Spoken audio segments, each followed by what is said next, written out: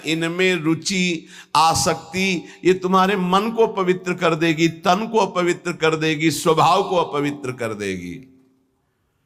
अगर इन्हीं सभी को प्रभु को समर्पित करके कर्तव्य कर्म का पालन करते हुए नाम जप करोगे तो सब कुछ पवित्र हो जाएगा। जैसे जड़ मिठाई कभी ऐसे लगाने वाली नहीं होती, लेकिन जब प्रभु को अर्पित करते तो प्रसाद हो जाती है। मांग करके किनका मिलता है तो बड़ा आनंद का अनुभव होता है, मेरे प्रभु का प्रसाद है। ऐसे ही शरीर, इंद्रिया, मन, बुद्धि, पद, योग्यता, अधिकार, धन, जमीन जो कुछ भी है उसे प्रभु को अर्पित करके अपने कर्तव्य का पालन करते हुए जो नाम जप करता है उसका तन पवित्र, उसका मन पवित्र, उसका स्वभाव पवित्र, उसकी सब वस्तुएं पवित्र हो जाती है।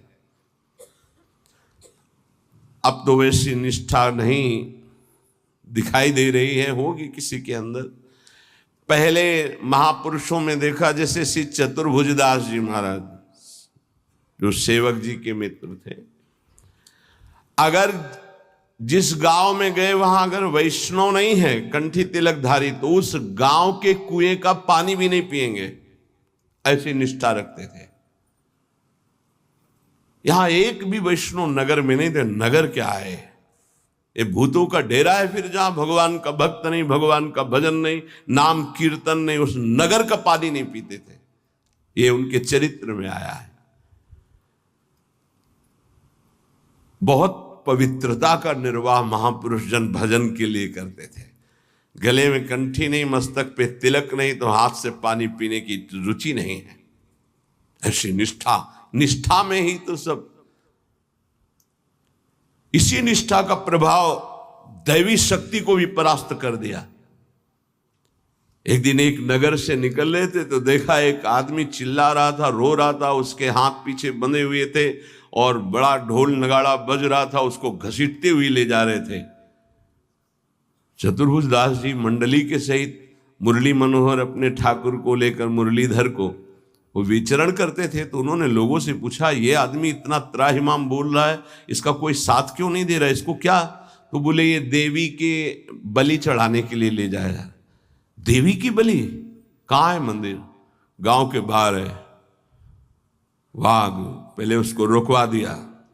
इतना भजन का तेज था, रुकवा दिया और दरवाजे पे गए और कहा कि तुम मां हो? कैसी मां हो जो तुम अपने बच्चों की हत्या करवाकर मुस्कुराना सीखती हो? तुम मां हो, इसका मतलब है तुम्हारे अंदर ममत्व नष्ट हो चुका है। चाहे कोई भी सृष्टि का जीव हो, वो तुम्हारा बेटा होता है।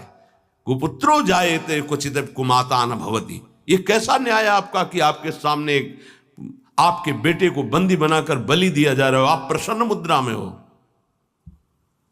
वहां के पुजारी ने कहा, आप अंदर नहीं घुस सकते। बोले ये अंदर नहीं रह सकते। अब ठाकुर जी को साथ लेके तो देवी जी बाहर निकल आए, ठाकुर जी को सिंहासन पे विराजमान किया। उनके भागवतिक वैष्णव तेज भजन के प्रताप से लिखा हुआ है भक्तमाल जी में भी, जहां भी उनका चरित्र चतुर्भुज दास जी का, ऐसे हरिव्यास देवाचार्य जी। तो देवी जी ने कहा, क्या आदेश है हमारे लिए? देवी जी ने कहा, तो उनका पहले यहां के राजा को बोलो कि आज के बाद अगर यहां बलि चढ़ी तो सर्वनाश तुम ही करोगी। बोलो जाके यही।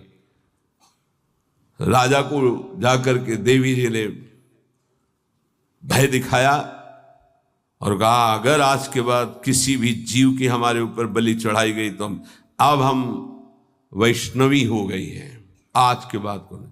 हाँ, अगर बलि चढ़ानी तो नारियल नींबू आदि, ये नहीं, जीवों की बलि नहीं। कंठी बांधी देवी जी के और श्री जी के चरणारविंद की आसक्ति का मंत्र दिया देवी जी को चतुर्भुज दास जी ने। ठाकुर मुरलीधर को वहां विराजमान करके नाम कीर्तन बंद करा दी, प्रथा मुक्त करवा दिया। जो बलि के लिए लाए, नाम बल, भजन बल,